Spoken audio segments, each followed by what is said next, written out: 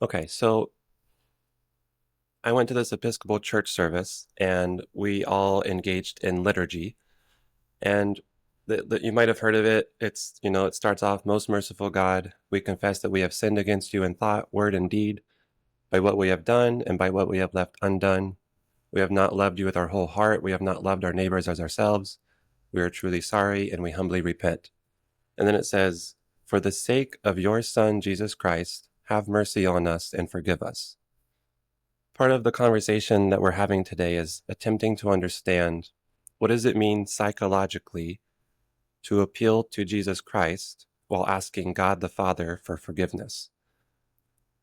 In my limited understanding, sometimes I think of God as superego, all moral and justice and righteous, and maybe even a harsh superego for some people.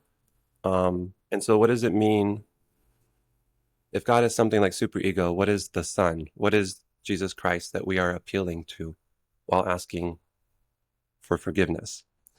And I, there's a few songs I wanted to highlight.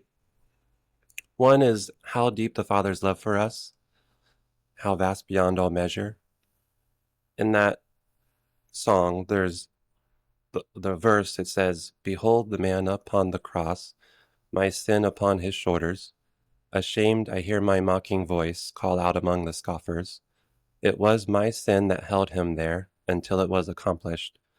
His dying breath has brought me life. I know that it is finished.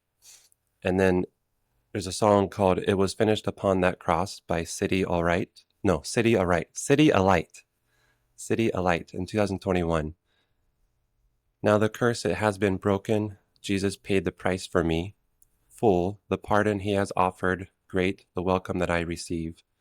Boldly I approach the Father, clothed in Jesus' righteousness. There is no more guilt to carry. It was finished upon that cross. And then Rock of Ages by the Modern Post in 2013. Rock of Ages, cleft for me, let me hide myself in thee. Let the water and the blood from thy wounded side which flowed be of sin the double cure. Save from wrath and make me pure. So in that song, we get the hint of we are saved from wrath. And so I just wanted to highlight those lyrics and that theme of we are clothed in the righteousness of Jesus. And so now I can boldly approach the Father. And so I have with me Dr. Ken James, a Jungian, Dr. Erik Mansager, an Adlerian, and Dr. Don Carveth, more of a classical psychoanalysis type of professor. um, and I'm hoping that with all of your thoughts and the way that you might perceive and understand this, we can all come to some sort of deeper understanding. So thank you for joining me today, all of you. And Dr. James, you are the first one next to me, so if you would mind, maybe you could start us off on your thoughts. I'd be happy to. When you were just talking now, um, the idea of how did we incur this debt? How did we incur this? What apparently from these liturgical uh, prayers that the Confiteor, which is what Mm. you were quoting, how did we incur that debt? And we sort of begin in Christianity, I believe, with the notion that we owe something. We are in a state of sin. Um, so I think that's all tied up with what's behind that. What's behind the notion of original sin, which I was raised in a Roman Catholic setting and studied that theologically. So where did that debt come from?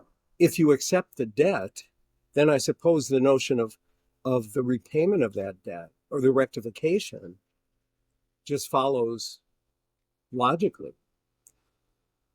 But where did that debt come from? And especially psychologically, how is that experienced?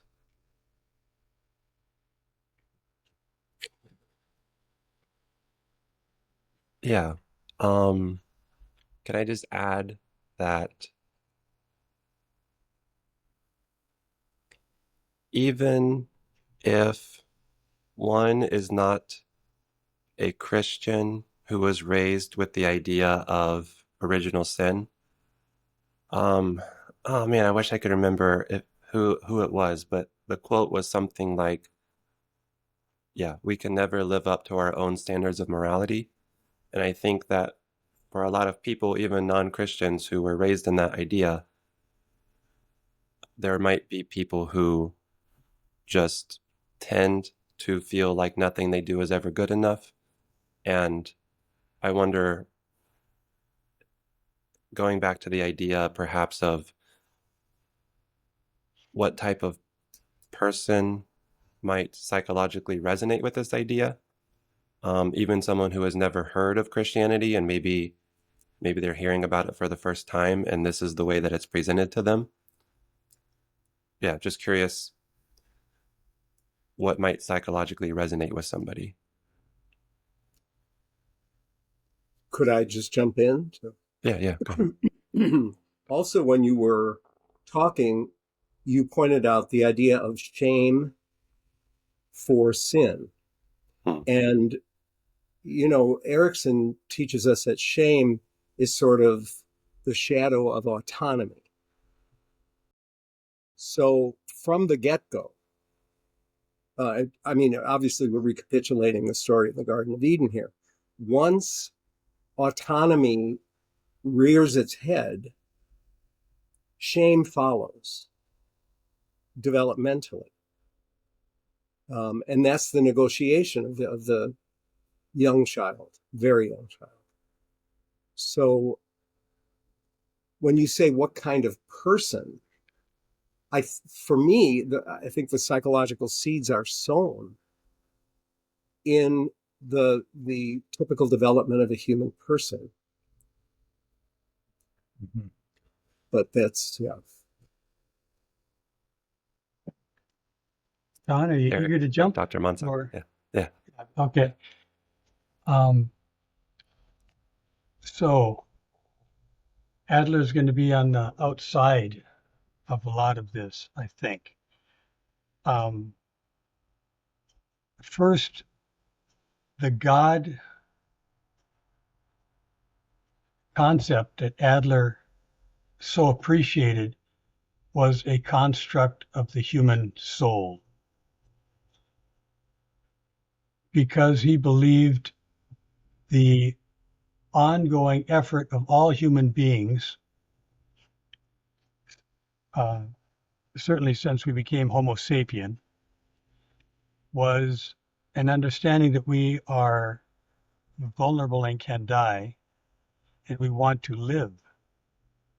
And so to live, we have to do those things that help us perfectly engage in life.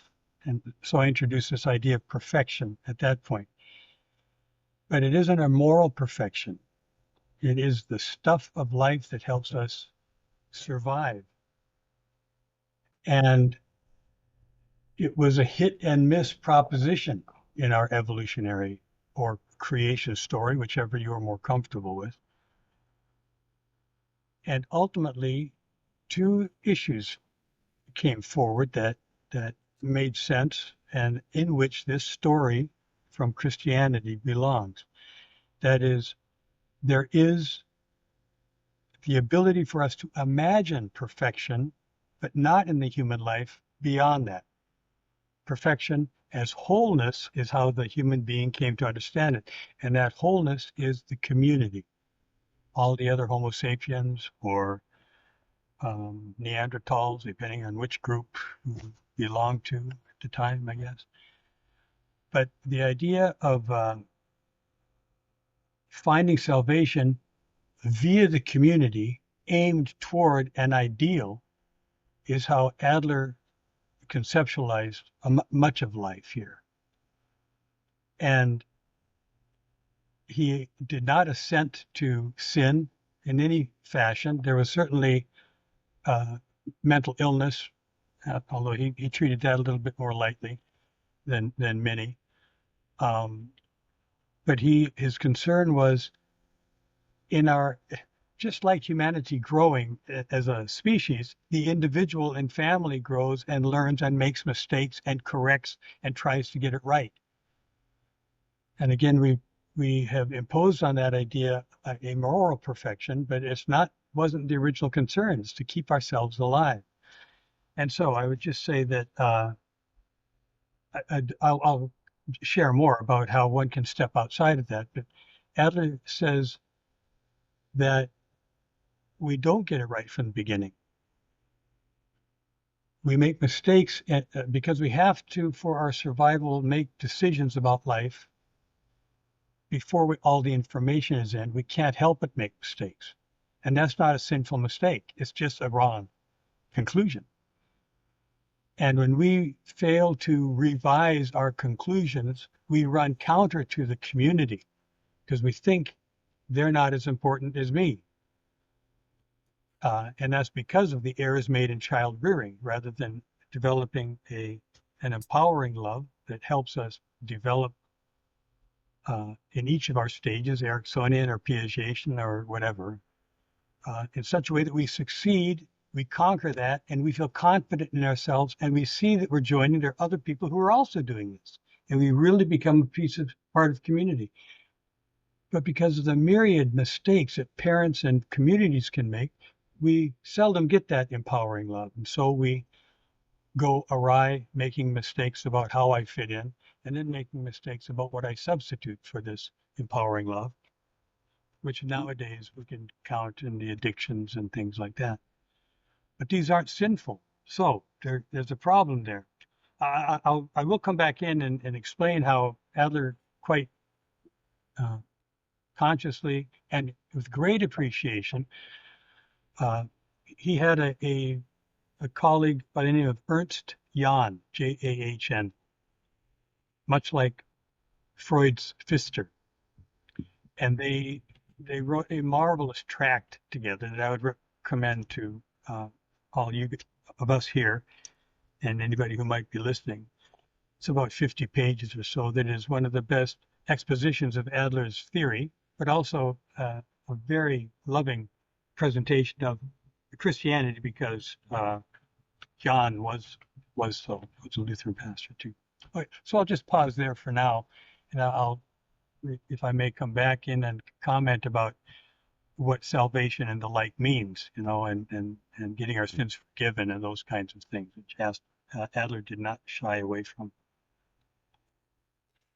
Dr. Carveth, do you have something to add? My eyes aren't up to seeing who the names at the bottom of the screen. So the colleague who just spoke, is that Erik or James? Erik. Erik is who just spoke. Yes. Okay. So I appreciate the Adlerian. You were moving towards narcissism, which I appreciate because I think that's central to the whole subject we're trying to address here. I have a broader concept of narcissism. I don't see it. It can reach pathological proportions, but we are all narcissists. This is the sin of pride, the sin of self-centeredness. So the whole Christianity is about our narcissism. And this is where we sin and where we fail. Where I would disagree, Erik, is I don't believe this problem is due to bad parenting. I believe it's existential. I believe that good parenting can sometimes help. But like one of the things that the psychoanalytic, psychodynamic professions have failed to deal with altogether and don't even want to talk about, because it challenges our fundamental outlook. Good parents often produce bad kids, and bad parents often produce good kids. We're so heavily invested in the idea that the parenting matters and shapes everything. Well, it doesn't. The human condition is far more complex than that. temperament. We have all of the influences that come from other sources other than the parents, and there's something in human nature intrinsically in itself that we are excessively self-concerned. Back to the subject of superego, I do not believe God is the superego.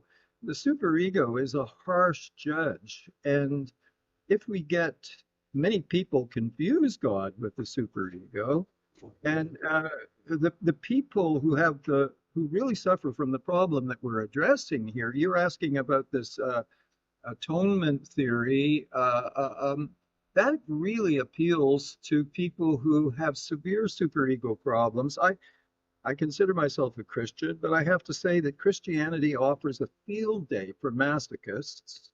It offers a field day for people who suffer from severe superego problems and are inclined to beat themselves.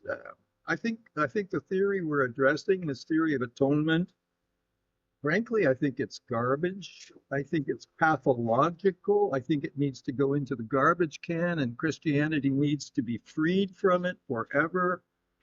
The image of God that it portrays is as a narcissistic old man who will not forgive us for disobedience unless somebody bleeds. Doesn't really matter who bleeds. An innocent son of his can bleed, but someone's got to bleed to placate the old sadist.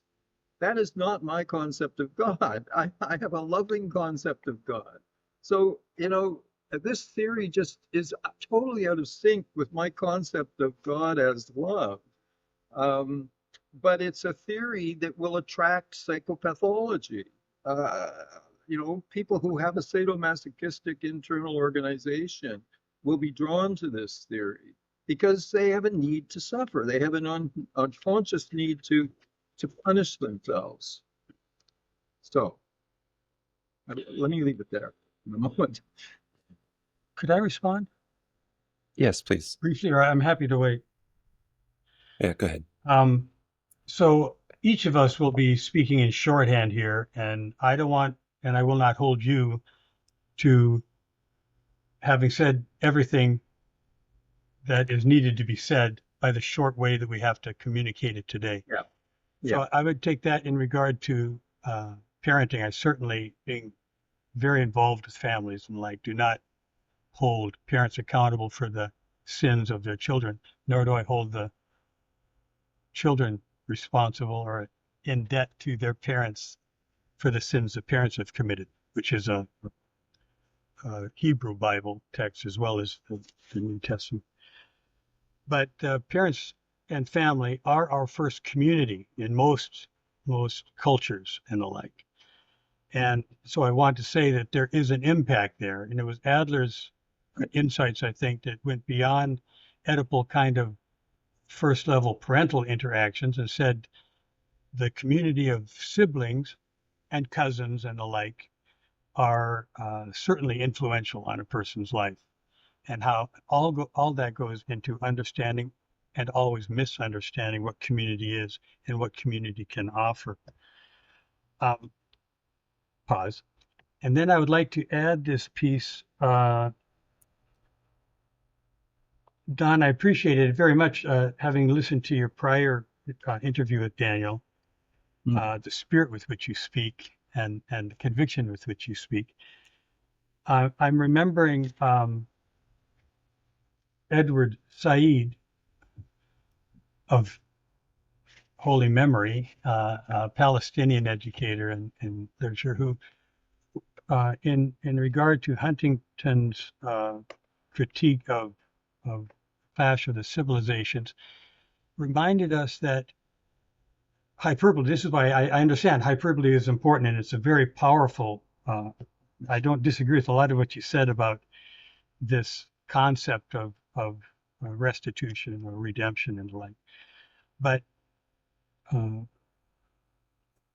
idea that Jesus died on the cross, as you said yourself in your interviews, and will expand, I hope, a little bit today, that's where we all end up. Jesus was a sign that hopefully all of us don't end up I mean, we all end up dead, that's for sure, but the way he died was more akin to the way we treat people today that we have no need for. We just throw them away. Yes. And he stood powerfully over the years and appealed to the poor throughout the ages of Christendom anyway. While the landed and the rich made him a king on the top of the domes and the like, and very beautiful icons, I might add. But to the poor, he remained the sufferer, just like I suffered, you know.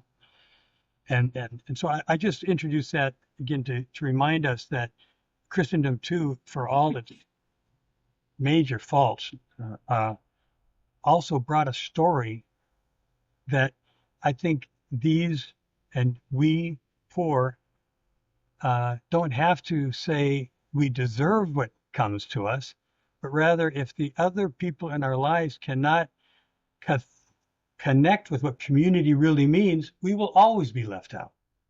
That's what happened to Jesus. He brought it on himself. It wasn't, well, depending on your theological outlook, I won't say it's not substitutionary, but according to Jewish law, he deserved to die at the time. He had to appeal to the Roman authority, or they had to appeal to the Roman authorities because they didn't have the death penalty available to them. But Jesus messed up the way the church or the religion was unfolding there. And he But called Eric, it needed to be messed up. It needed to be messed up because it was unconscionable. Jesus came as a conscience and challenged the religion of his time. There's a book written by, I think his name is James Fowler, an evangelical in the US. And the title of his book is Christianity is Not a Religion. And I resonate to that because he sees Christ as challenging the religion of his time. I think he challenges the religion of our time. He's a conscientious objector. And I think he had plenty to object to in temple Judaism of the time. And I think that's why he got crucified. But as a symbol, I don't think he just symbolizes the fact that we, like him, have to die. I think people have crucifying moments throughout their lives. In fact, the stages of the cross that you find in Anglo-Catholic and Roman Catholic churches, you know, and that we walk around at Easter, the it's a perfect metaphor for a deep psychoanalytic process. I see patients going through the stations of the cross on my couch when they're really trying to come to grips with what the Jungians call their shadow and the dark side, and they're having to deal with the crucifying contradictions that are built into human existence. Anyway, I've said enough. Yeah. Can I just jump in? And so I appreciate this, and I too, I agree that, like you just now said, Dr. Carveth, that a lot of the times, both of you and Dr. Mansager, you're saying that we, like Christ, have to die and be crucified. But getting back to kind of the psychology of it's not us, it's Jesus, that I think sometimes people drift to with maybe the substitutionary atonement theory. Carl Jung said that it says, have your congregation understood that they must close their ears to the traditional teachings and go through the darkness of their own souls and set aside everything in order to become that which every individual bears in himself as his individual task, and that no one can take this burden from him? We continually pray that this cup may pass from us and not harm us. Even Christ did so, but without success. Yet we use Christ to secure this success for ourselves. And that's kind of what I'm getting at, is the psychology of us. Is Christ, is the Son of God, is Christ simply a scapegoat? And the psychological process of that, if, let's just say, intrapsychically, if Christ is simply a scapegoat, is Christ the symbol simply a scapegoat, and the superego, in my language, is appeased by that? Or that's what I'm trying to kind of delineate here. If I could jump in, Yeah. from another perspective, I think, the way we imagine psychic dynamics is there's an archetypal ground and everything rises up from that. So from that comes the mythic structure. And even if we're talking about the Christian myth or the Judeo-Christian myth or the Abrahamic myth, a problem is, and this may be a problem with the human psyche, is that we deal with it in a fixed state way. And, even in the Hebrew scriptures, if we look at the book of Isaiah, where we see the emergence from, I deserved exile because I intermingled with people who worshiped foreign deities, to Trito Isaiah, the third part of Isaiah, where we're invited back. And there's the theme of redemption. At various times in the apparent history of the Hebrew people, the whole rise of the wisdom tradition came about as a result of rejecting the doctrines that arose from the mythic structure because of their situation in history. And when we talk about Jesus, I can't help but look at all of what the scriptures tell us about Jesus. And we even see this in the structure of the Greek scriptures of the New Testament. There are several interpretations commingled with one outlier, with John, and we're trying to get a handle on who this figure was, if this figure even was anything like what the scriptures provide us. And so I see it as a continuing dialogue between the individual psyche and the vast mythic ground that we walk. And I think what we're seeing now in our history is all of the mythic structures that held us for millennia seem to be shifting.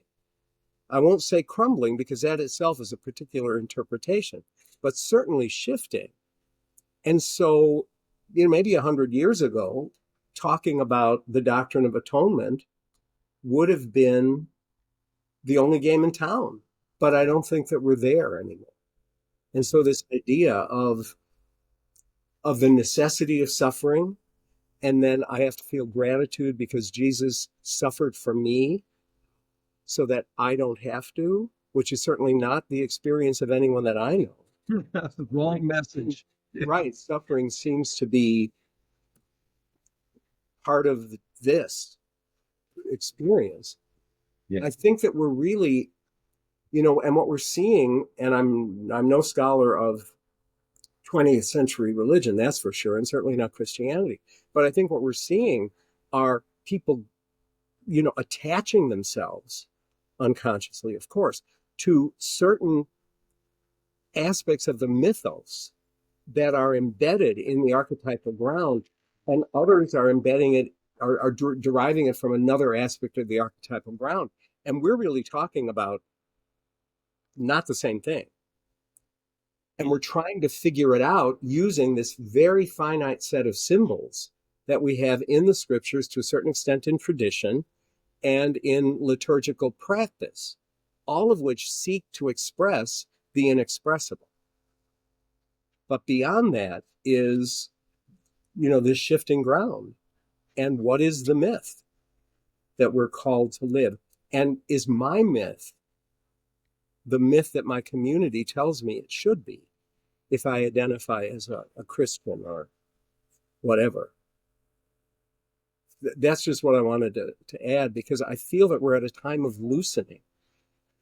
And it's very destabilizing if you think in terms of the reification of the mythic structure. But the mythic structure is just a poor rendition, a poor rendering of an archetypal dynamic that is unimaginable in the literal sense of that word. So all the images over time are attempts to express this dynamic. And unfortunately, again, because of the nature of limited human life, it's fairly short. We have to figure it out before it's over.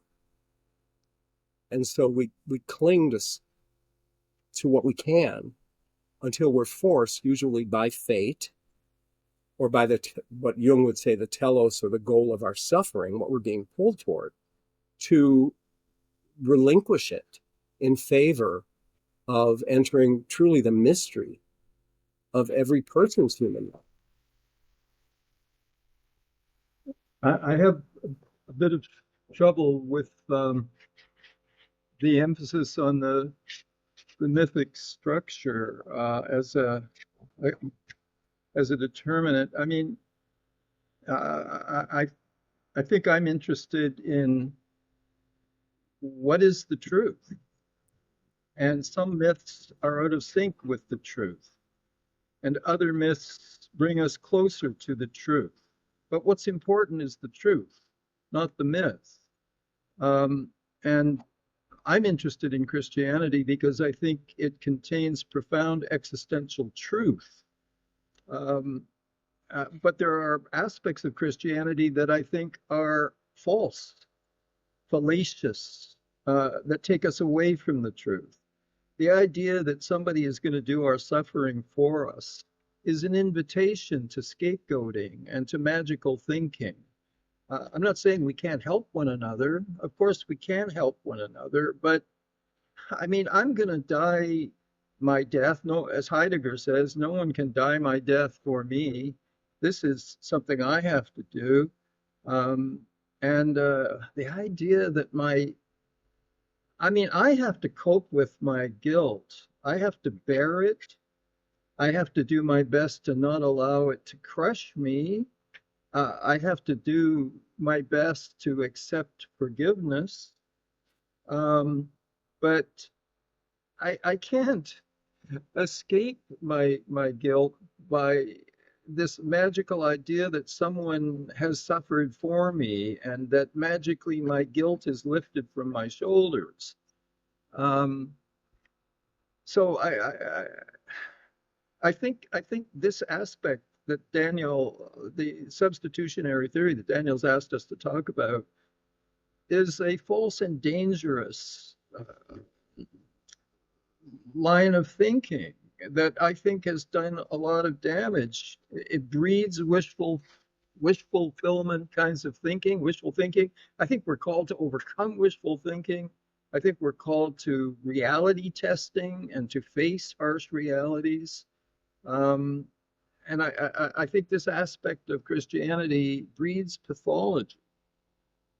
And it is attractive to people who suffer from serious superego pathology. And the world is full of scapegoating today. I'm not going to blame that on this theory. But, it's very tempting to scapegoat because you've got this tyrannical superego, which is torturing you. And one way to get out from under it is to join the superego judge and put someone else in its target.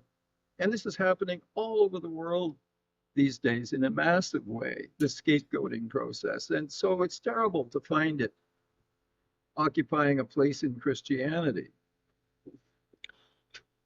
So I haven't said anything about the superego. I'd like to say something about that because that's a foreign concept to the Adlerian practitioner. Of course, we come from the hallowed ground of Freud to a degree. I would say, as an Adlerian, there is no superego. There is me. And I use something, a construct I call the superego, to do oh so much mischief. Usually to help me, not anyone else. As I understood or misunderstood, Don, your presentation in your discussion with Daniel earlier, that's always where I'm coming from here. That superego does not represent a harsh God, or it represents my best attempt to divert anyone's attention from my personal goal of perfection, which means me, myself, and I. I'm not attached or I'm not interested at this point in community involvement. I'm out for me. And I will strive for that most of my life until I somehow become aware of it. But I know because I live in community that I have to look rather communal and socially interested and the like. And I can put on that air by saying, I'm such a bad person. Oh my goodness, I'm such a sinner. And while they're not looking, I get done what I need to get done. And if I get seen again, oh, you see my sinfulness. Okay. That's how I think that's too brief, but this No, no, is you're how, but the narcissistic dimension of the superego. And we think of narcissism as the grandiose narcissism embodied by Mr. Trump so perfectly. But there's the depressed narcissism. Depressed people are horrible to be around because it's all about how bad they are. It's me, and how bad I am. The other and what side, they need, I mean, as far as our discussion goes, is from the religious point of view, salvation or redemption from that. From Adler's point of view, they need to be freed from their misunderstanding of how they thought they were going to make it in this world. and I would say freed from the tyrannical superego. That Which is is, still I need to take myself in hand and quit thinking like that and think rather toward the community. That is how I leave such constructs behind, and I find myself as a part of the The community. overcoming of narcissism is what you're talking about, and I agree with you entirely. In regard to the political situation, I did want to, since the name was raised, it fits this way. And I'm not, look, Adler's whole point was the religious realm and the political realm, both of which he was very familiar with at the time. And it was Trotsky was a personal friend of Adler's, and the wives were best of friends for a long time. Okay. But when he saw the Bolshevik Revolution starting to kill people, it was abhorrent to him. He could not believe that a political system could go that direction, because the issue of social interest is we are here to preserve everyone, everywhere, for all time, or our Yet hearts go out to them. His friend Trotsky was the leader of the Red Army. That's right. And they broke on that. Mm-hmm. And Trotsky died the death that he did because I'm not imputing guilt, but more a violent death because he turned to violence was understandable, perhaps. So that, Died by the sword. Mm-hmm. But the issue here is any political party or community, and they're all over the world, that does not embrace everyone by an Adlerian measure would be a false political messiah. And any religion that does not open itself to everyone and the salvation of all people everywhere for all time is also not following the truth. For Adler, the truth, which he'd have to put air quotes around because none of us have access to absolute truth as fallible, sinning, if you will, human beings.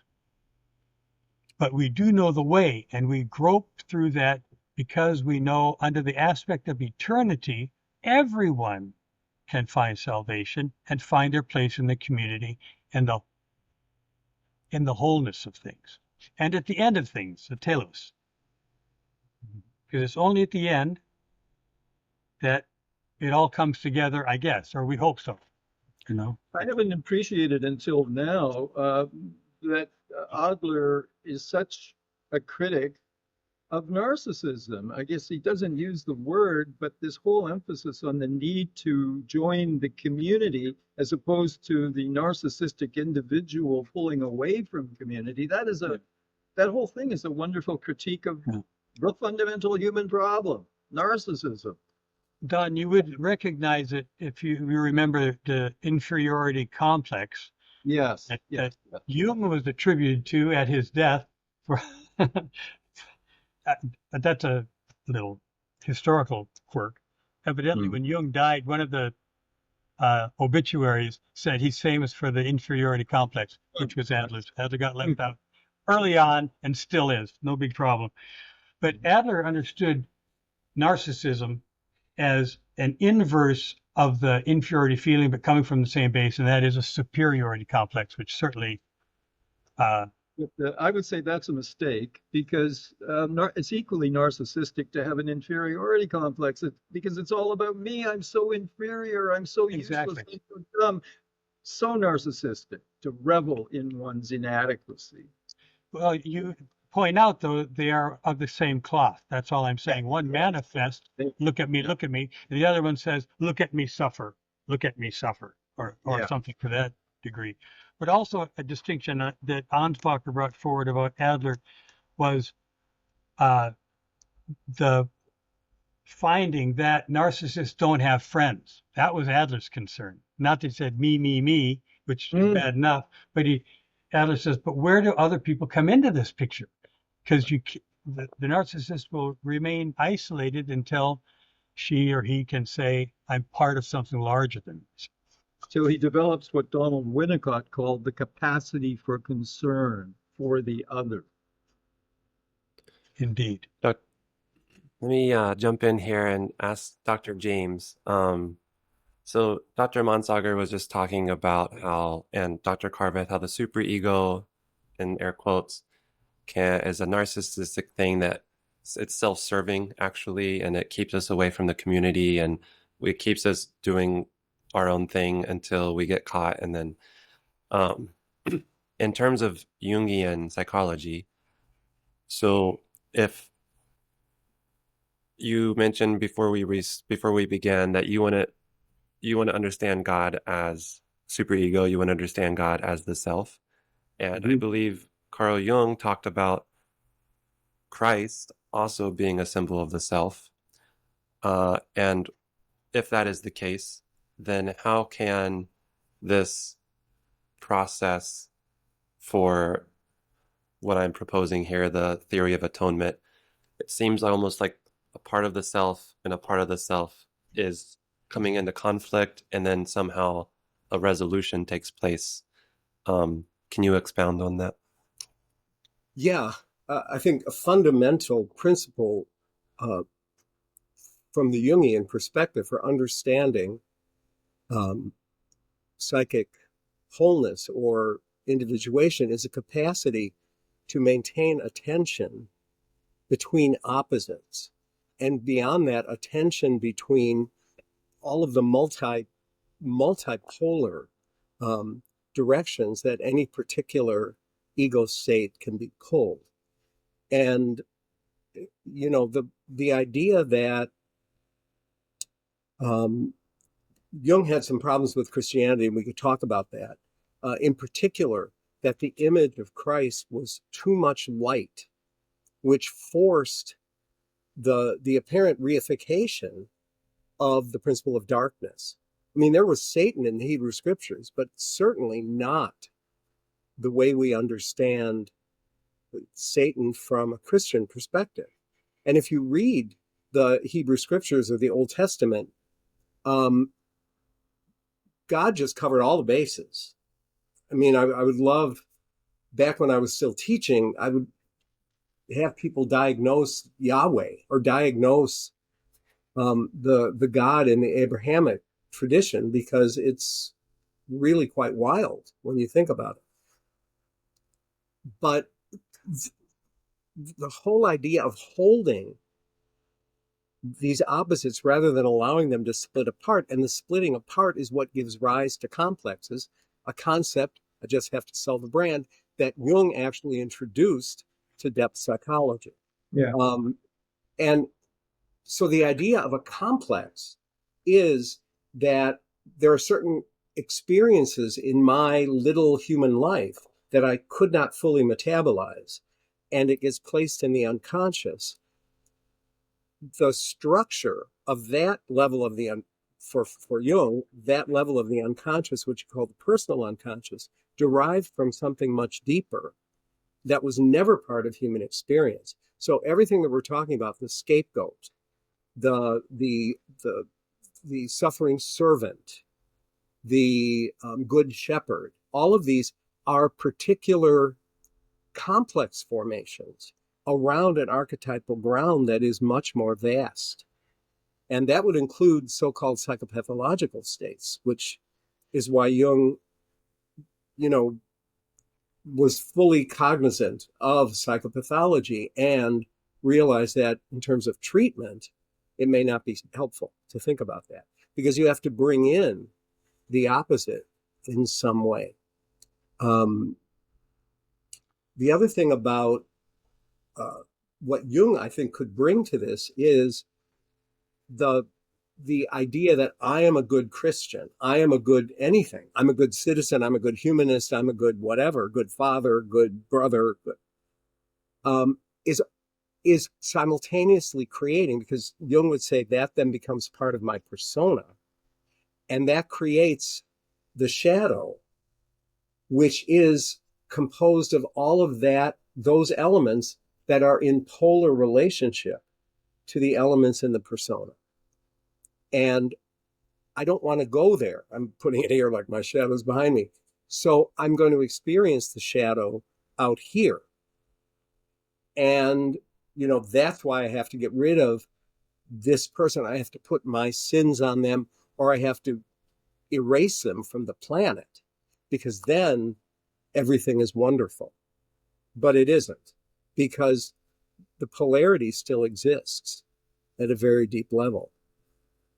Daniel, you drew attention to an apparent contradiction, self and self. It's important to understand that for Jung, self and ego are two different things. They are very different things. The self is the archetypal core of the ego complex. Exactly. And the whole point of the individuation process is to move away from ego, persona, and so on. It's almost as if the self is a huge magnet at the core, which is attracting the ego, is pulling on the ego to disintegrate. The individuation process is a kind of surrender of the ego to the self. It's a relativization of the ego to the self. And I think Jung's self is quite equivalent to Donald Winnicott's true self. And the true self for Winnicott is nothing representational. Any concept you have of yourself is not the true self, because his word for the true self is going on being. He moves self into the field of being rather than the field of knowing. And that's a good way to consider. I think Jung and Winnicott are getting at the same thing. It's the move into authentic being, if you wanted to bring Heidegger into the mix. If that being were considered universal. Yes, I think my experience, my egoic expression of certain aspects of the self, it is at the level of the self that I'm connected to everyone across all and throughout all time, right? Yeah. Quick question. Let's say with this substitutionary theory of atonement, it's likely that the person takes on the idea that I am a wretch, I'm sinful, I'm bad, I'm undeserving, I'm unworthy, and Jesus is sinless and perfect. You were talking about if you take on a certain persona, like I'm a good father, then the shadow side of that is going to be all of the qualities of whatever a bad father is. Is it somehow possible to live in the shadow and project the good persona, the good persona on the... But good and the idea of good and bad is not. That's we're already moving very far away from the reality of the self. Because let's take your example of good father. There might be some people who would put under the category of good father at 18, send him out in the world, give him $100 and say, have a nice life. That wouldn't be my, that wouldn't be an attribute of what I would consider to be a good father.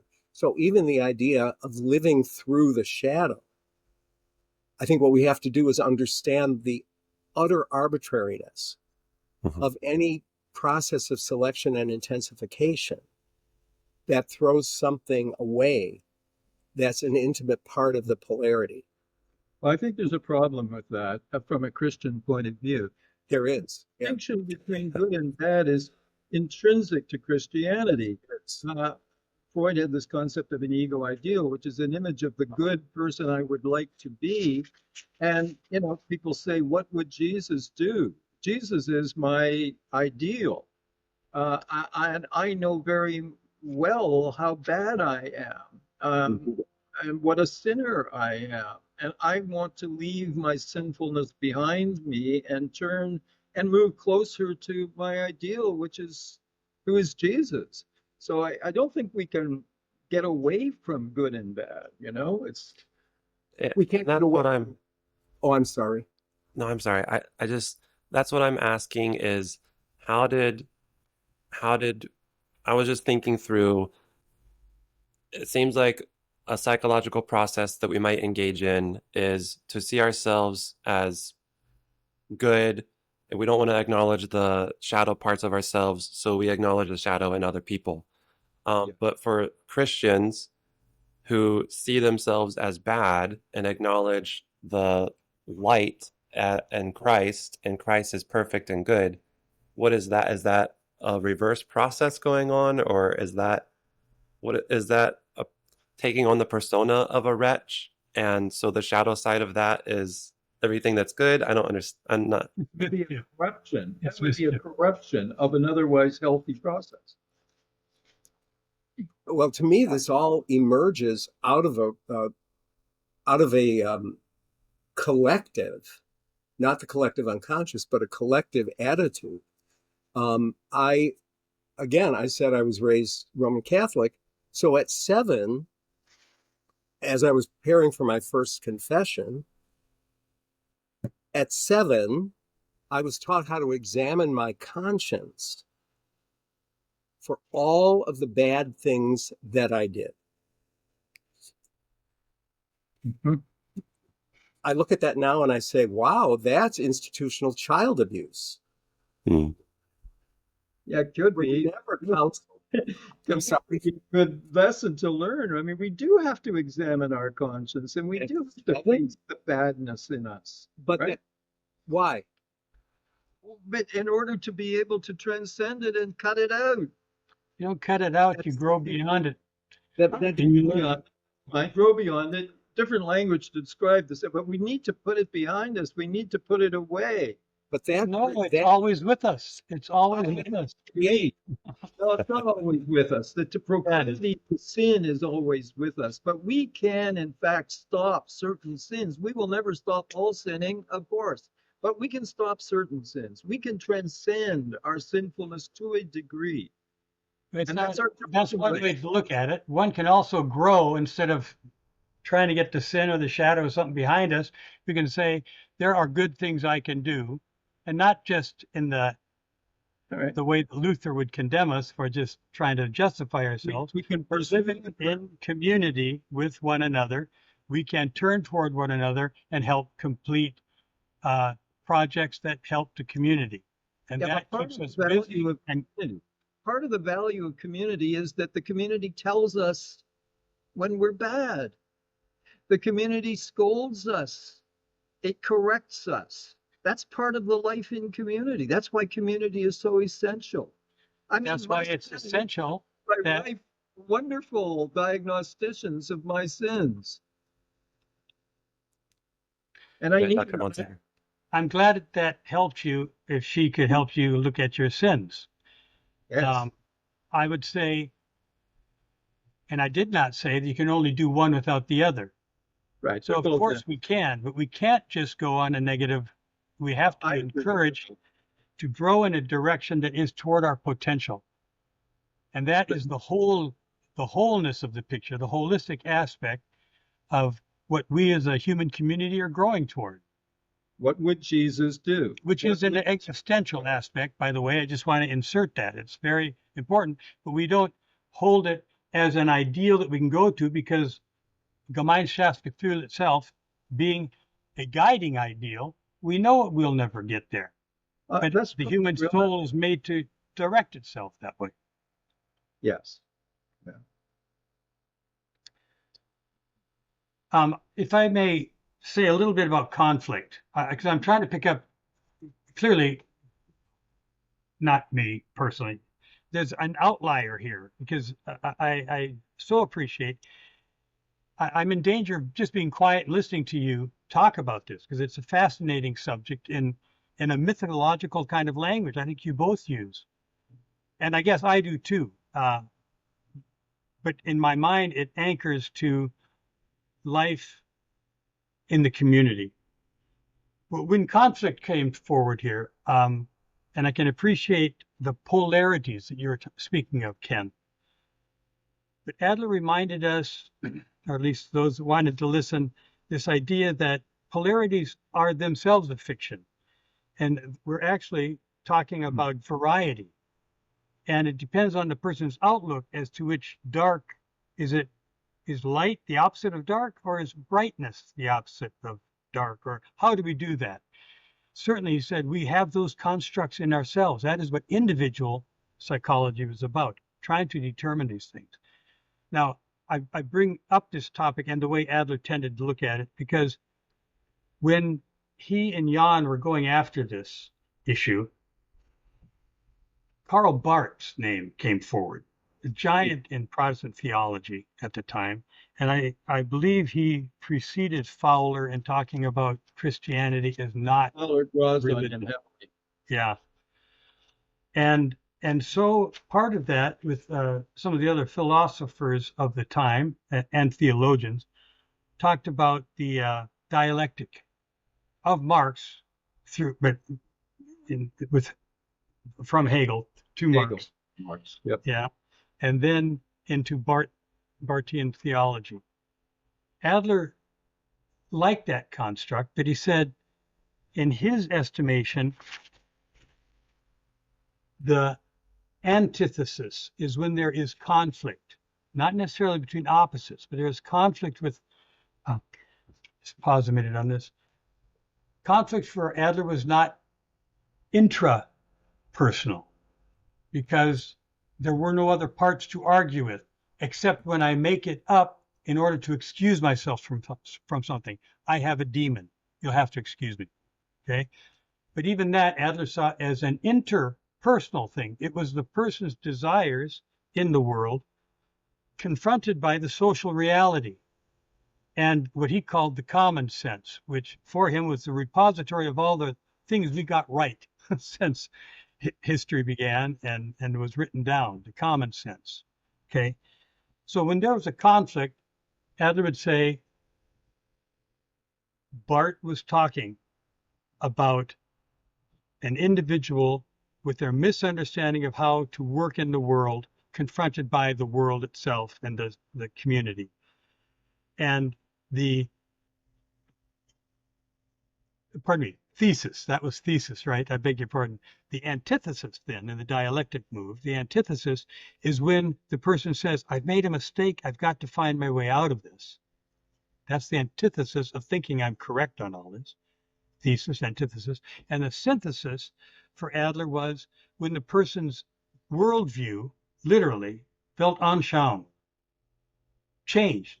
He or she no longer fit in the world that they feel so antagonistic and that they had to fight all the time. So this was how he understood salvation and what Christianity brought to people as well. Okay, thank you for your patience with me on that. So thinking along the same lines, but Adler does it from a holistic teleological, which Ken brings up, I know Don, you as well, and a phenomenological as well as a socially interested. I think those are the broadest parameters that all of today's psychological, psychotherapeutic efforts somehow claim. I think that's lovely. We're all of a mind in that, although we might add different embellishments to it. Welcome back, Tim. Can I ask about the topic of acceptance? So feeling accepted, feeling like you are good enough, feeling like you are forgiven. For Adlerian, does acceptance come from community? Is it you participate in community, they participate in community with you, and through community, you feel like you're accepted?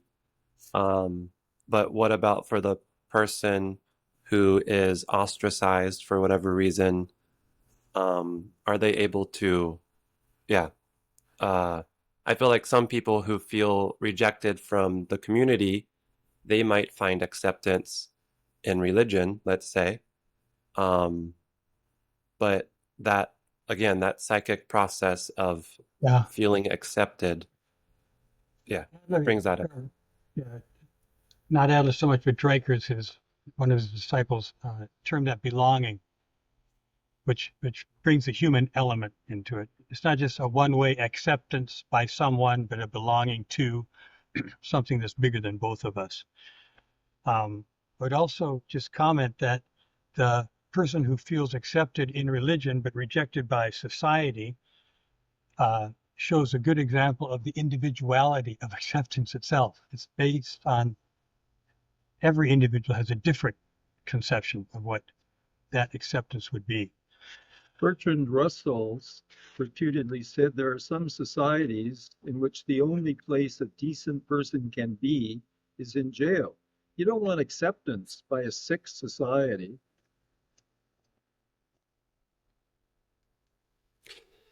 I guess let me ask you what you think of this. So Eric Fromm I can't think of the book right now. The book on love. He wrote a book on love. The Art of Love. The Art of Love. Yes, thank you. He was talking about traditionally the masculine father force and the maternal feminine mother force. When you're raising a child, it's the mother who, the feminine, you're good the way that you are, you're perfect, we love you, you're loved, you're accepted. And it's the father or the masculine that says, get out, do better. That's all you can do. You need to get out, work, pull your share, always pushing them. And in a lot of ways, I have thought about that's Jesus and God. Jesus says, well, let's start with the Old Testament, let's say, or Yahweh. You're not living up to this. You've sinned. You need to make sacrifices. You need to continually sacrifice because you're always going to mess up and sacrifices need to be made. And then Jesus says, you're accepted the way that you are. You're loved. I'm not going to look around. If nobody else condemns you, neither will I. So in a lot of ways, I think that those are both perhaps the masculine and feminine coming together.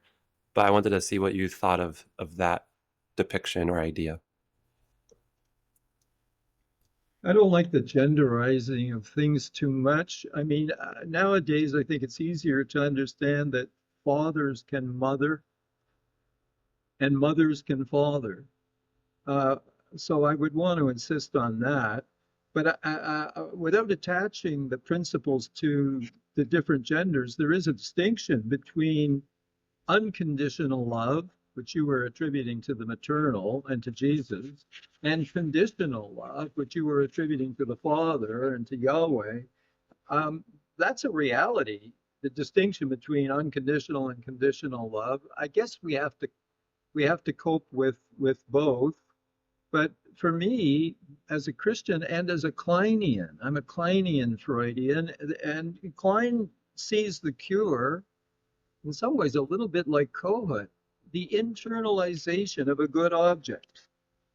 And for Klein, this is more of a pre-Oedipal than an Oedipal task. I mean, through my mother's love, I internalize her love. I internalize her as a loving object.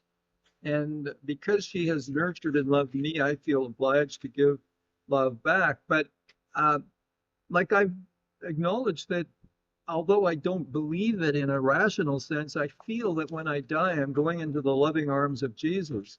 And it's okay with me if we substitute my mother, because I attach different names to the good internal object.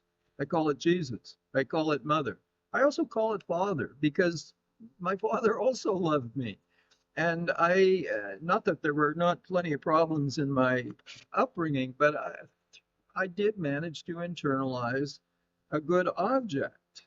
And because I'm not terribly afraid of death, because I'm going into the arms of the good object. Now, I've also internalized a bad object, but fortunately, the good object is much stronger in me than is the bad object, thanks to many years of psychoanalysis, I think, among other things.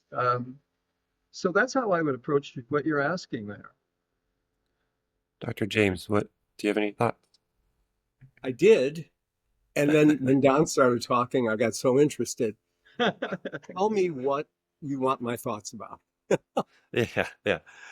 Your thoughts on... Yes, I don't think it is true that the image of the divine in the Old Testament is totally this judgmental, because it's very clear from Genesis, first 11 chapters of Genesis, that, and it really isn't until the Noah story that we start seeing God, a little bit before that, but kind of separating out the people who deserve to be saved from the people who, because it's very clear from the point of view of the patriarchs, they were chosen not based on their merit.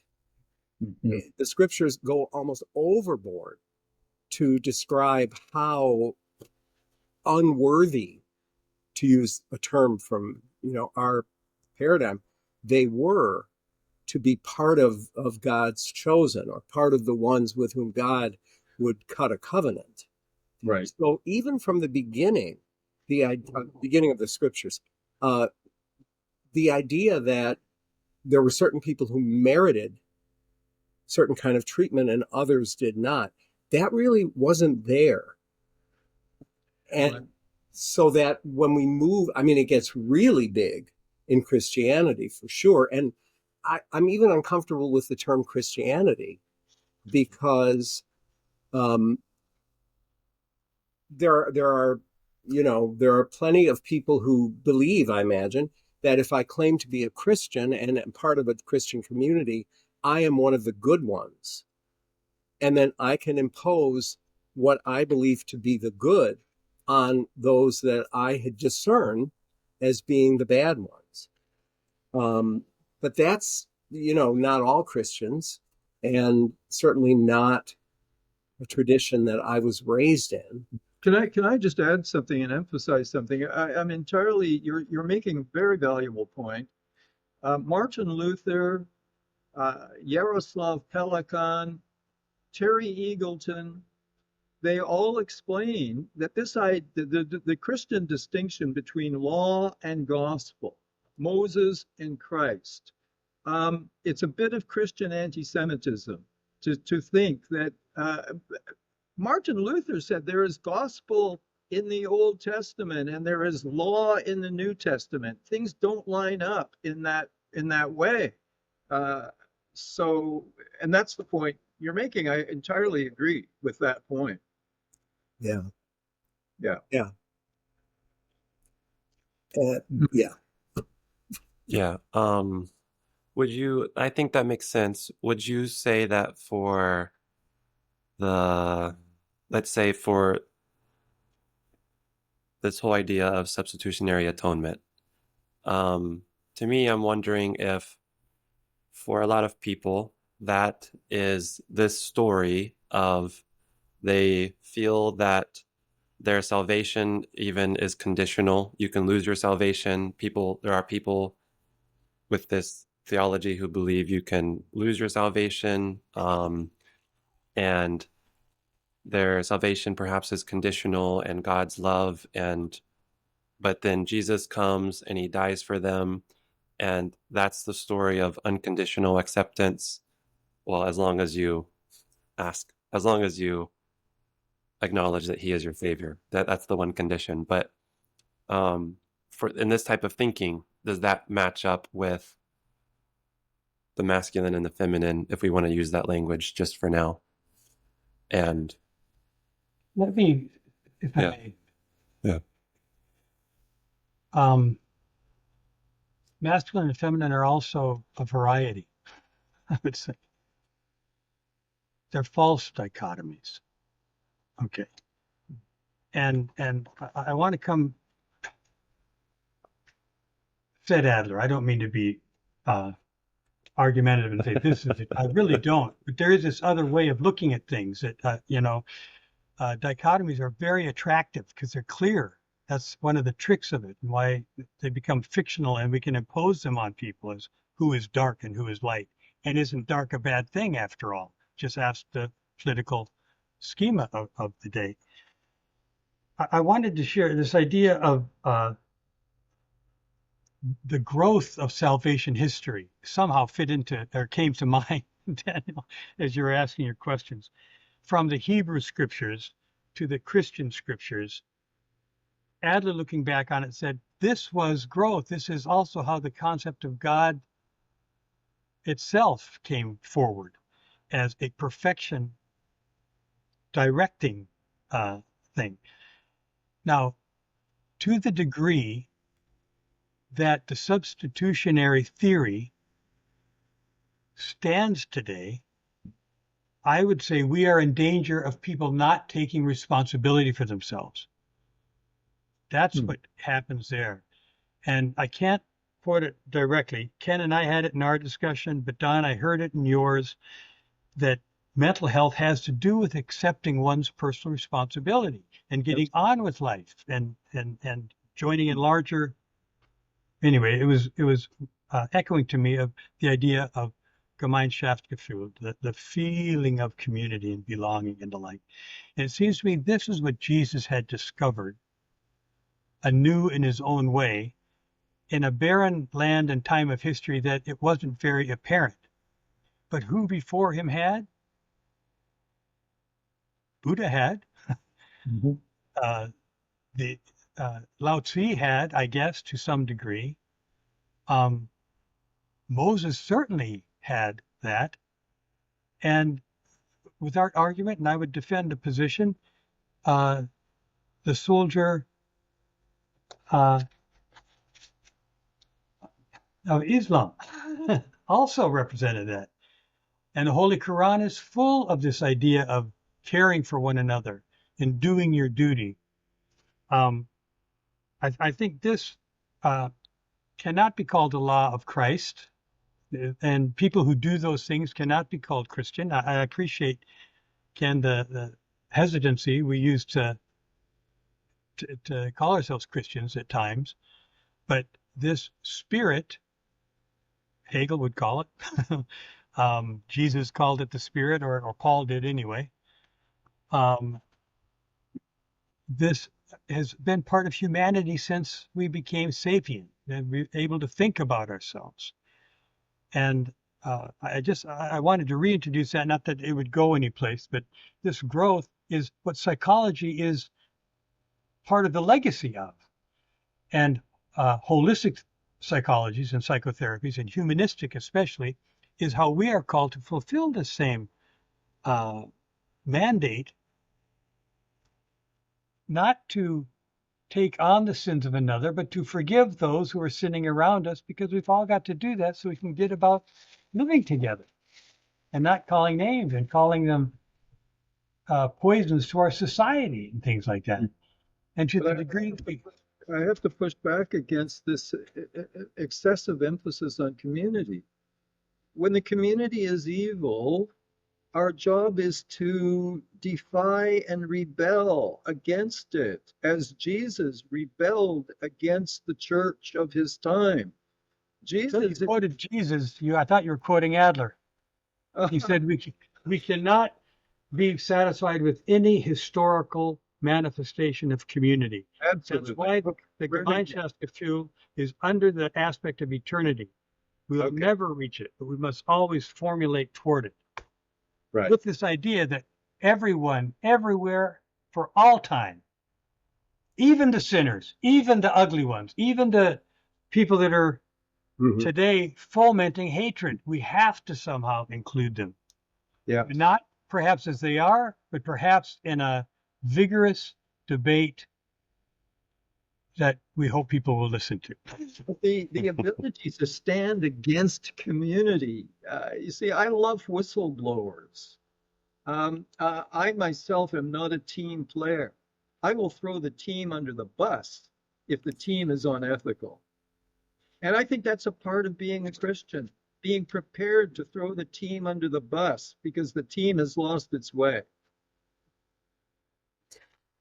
Don, how do you determine what is unethical personally? Or Fundamental what do you? principle of love, that which is unloving. Our fundamental responsibility, well, I'm an enthusiast of Emmanuel Levinas. Yes. Ethics is first philosophy, and in the face of the other, I encounter my infinite obligation to care for the other. And so, unethical That's behavior. not a contradiction then. It's not a contradiction to face the other and know that I owe him a debt. I don't find that a contradiction. I find that No, an existential fact that if I open myself, many people won't look into the face of the other. They look away from the face of the other. They don't see the other. But to the extent that you see the other, I think you experience an infinite obligation to care. Unethical behavior is a failure of caring. I agree. This is, I think, the feeling of community, which, I mean, it's all one word, of course, a long one, but it contains this idea that the other is also me. And in the community, the reason there is no dichotomy between self-interest and other interest is because I am part of the other. And when I benefit others, I am taken up in that goodness. And with some attention to ourselves and what we actually need, if we care well for ourselves, we are benefiting Certainly fits with ecological thinking, for sure. yeah. I wonder if I could throw something in here to kind of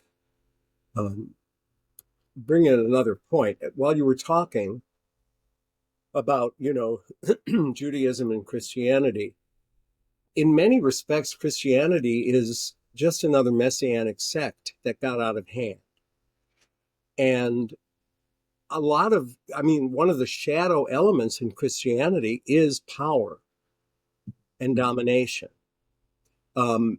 Because the church militant, ever since Constantine decided Christianity was going to be good for what his plans were, the militant aspect of Christianity, which perhaps is also reflected in Islam, but not necessarily, at least post-exilically, within the Jewish community. That's something that I think. Brilliant essay by called "The Power." Jay Haley, the psychodynamic theorist Jay Haley, wrote a wonderful essay called "The Power Tactics of Jesus Christ." Interesting. But what about that in terms of, if there is a power shadow to Christianity, how does that square with any of it?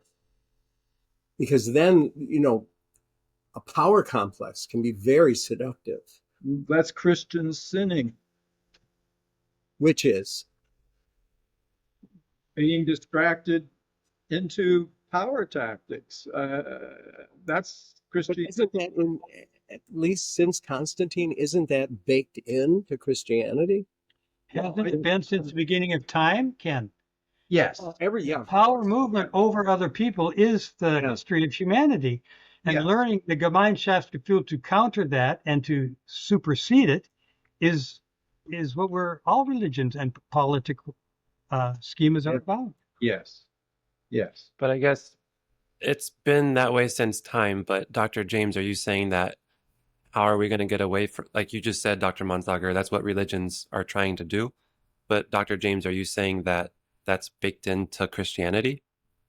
I was saying in a particular way. So when we start talking about Christianity as somehow a religion of love, as opposed to, I don't think that Judaism is a religion of love. I think it's there, but there's other concerns. But you have the church something, the church militant and the church triumphant. What was the first one? The church penitent? I can't remember. But anyway, you can tell I was raised Catholic. There's threes, there's sevens. We just go. But the church militant is the one that I'm talking about, and clearly power is, just look at human history. But that a religious tradition took that over. Yes. I can see Jesus looking at the church and saying, "Oh my God, look what they made in my name." Right. And as I say, the history of Christianity is so short compared to the history of Judaism, where there was such an opportunity to play the power game and then be beaten and then be exiled and then figure out why are we still suffering? That was generations ago. So I'm not saying that wasn't part of it, but especially now, I mean, the imagery, the apocalyptic imagery, the eschatological sort of addiction that seems to be part of what is passing for Christianity, at least here in the United States, is frightening to me. Mm-hmm. Yeah, I mean, we want to talk psychology, but I don't think we can separate that from, it's kind of in the water we drink. Yeah. Well, it's certainly also in the way we treat one another, and what we're fed on the social feeds and in the political discussions, if we could call them that. We oughtn't call them that, I guess. But power, Adler said, is the primary striving of the individual to survive, not power over, however. Just, what he called the aggression drive originally is a striving to stay alive. And he sees that striving, that's how he termed it later on, is what we face individually, but always collectively as well. And I guess I just want to say it feels very right to be here talking about this at this time, just days before the election.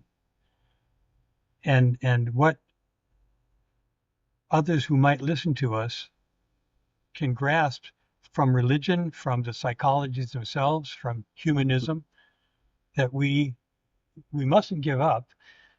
The people in this room right now have to be speaking for the generations, that will listen.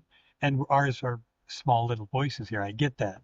But we can certainly join our voices to that and call out, Don, and the way you were saying, I think that's the prophetic voice that Christianity, Islam, and Judaism share, rightly, that they call out what is wrong in the world, which is anti-human or anti-other, Yes.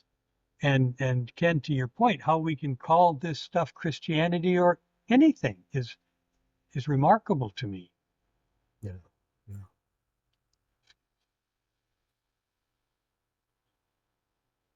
And Eric Fromm, of course, argues that Marxism is an extension of the prophetic community as well. And like everything else, Marxism went seriously awry. Christianity has gone seriously awry in many ways. But of course, everything goes awry. Of course, but it's a progression. We can believe it that way anyway. That's the sublation we were talking about in the dialectic. It comes and it goes. We're due for a pretty heavy sublation just now, and we're going to get tucked in and turned over. Mm-hmm. But the Nazi movement didn't last. Something happened, and I think this time too it won't last. but there is something that's coming up in that regard. Well, I admire your optimism, and I wish I could sustain mine. But 10 years ago, I wrote a review of that book, The Third Extinction. Mm. I, I'm not optimistic May I about share? the future of humanity on this planet. Yeah. Heinz Ansbacher, who did Adler's translations in the early versions, said, I don't know if he was quoting Adler, I don't think so, but it was certainly Adlerian in spirit. He said, we must be optimists I because agree. the pessimists are right. That's good. That's really good. That's a good reason to be an optimist. Yeah. Yeah. Well, Oh my yes, God. it's an ethical position. I mean, I think Yeah. we are ethically required to be optimistic, and therefore I feel guilty when I express some of my pessimism. That's not what I should be doing. But if it's accurate and we can use it and you can bring us into dialogue, Don, it is exactly what you should be saying. And remaining open like this. And Daniel, I think that is to your great benefit and our appreciation. Yeah. Yeah, You know? Jung said we don't become conscious by imagining figures of light, but we become conscious by making the darkness conscious. And there's too much. If we just look at psychology, I think there's too much in some of the psychological paradigms that seem to be very popular now of this, everyone is wonderful and everyone is special and everyone is capable. Positive psychology. And I really would love to be able to embrace that. But it feels like spiritual shortcutting. We're all wonderful, so we don't need to do anything. Yeah. Right. Yeah. Yep. And that drains us of the initiative to take responsibility for ourselves and our shortcomings. That's the problem with pampering. It's always been the problem with pampering. It's pampering that brought, in my estimation, brings forth narcissism of all sorts. Oh, It was yeah. done for me. It must be done for me now. I got it in. I must have deserved it. I deserve it now. Don't you dare stop, or I'll just. What does it mean collectively? Yeah, I don't mean to. What does it mean collectively that we're now in an era of trigger warnings? I'm no longer teaching, but I stopped teaching in 2008. But if I were still how in the world Exactly. can you teach literature? How can you teach psychology? How can you teach if everything has to have a trigger warning? I got out 10 years after you did, and things were starting to get pretty bad when I took retirement finally. And boy, it's a relief to be out of there. I see it. It's training too. Yeah, go ahead. I'm just going to share the trigger warning is an overcompensation for the natural compensation that should have been we need to be sensitive to one another. And we were so insensitive to each other for such a long time when the generation of pampered World War II babies had their babies. Then we were ready to seek vengeance and say, you can't do that anymore. And it's a shame because it oughtn't go on anymore, but we don't have to be pampering each other in the meantime. We can say, we're in this together. Can I do something for you if this upsets you, or can I voice it here? Yeah. Can I jump in real quick? Because Dr. James, what you were saying about, I wish I could remember your exact words, but basically just a second ago, you were saying, how did we get here to where everything you do is fine and perfect and no, like you need to. So that's kind of what I was alluding to earlier. So before, maybe around 10 years ago, I was more in the evangelical camp. But I saw that every church service I went to, or even if I was visiting other churches, it was very much the only thing that was talked about is you are loved, you are accepted, here's Jesus, and come as you are, and there's no change that needs to happen. And in my mind, I would think there's not enough God here, like all Jesus, not enough God. And for those people who felt all condemned and they felt like they were terrible, I would say not enough Jesus.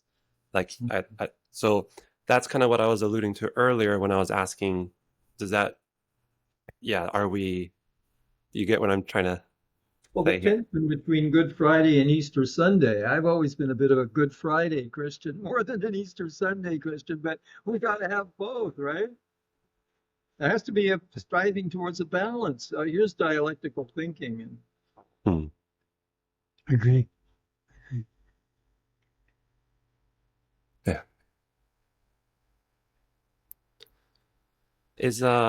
I want to be mindful of time.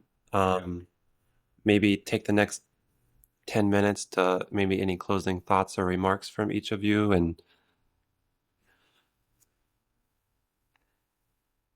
Daniel, really, Sari, Daniel, it feels like we've covered the field. well, I did want to share something that didn't fit in earlier on, Okay. that I very briefly, because I've tried to bring Adler's theory itself in, which I know is at odds with things, but in my study of spirituality and a broader context, I ran across a Catholic nun by the name of Sandra Schneider. I don't know. Yes. She's quite, she Yeah. worked in spirituality itself, and she suggested this as a definition. Now, of course, there are innumerable definitions of spirituality, but for the psychologist working with this, it appealed to me deeply. I'll first read it in its length, and then I'd like to point out something. Spirituality might be described as the experience of consciously striving to integrate one's life in terms not of isolation and self-absorption, but of self-transcendence toward the ultimate value one perceives. It's a remarkable statement, full of wisdom, I think. And I just wanted to point out that this striving, I've tried to say this is what the human movement is since becoming Homo sapien. That integration we've all talked about from different points of view. But, and Ken, you and I had a discussion about this integration from the Jungian point of view, and Adler saying the holistic, unified lifestyle of sorts. I know they're not the same, but this integration touches both of us.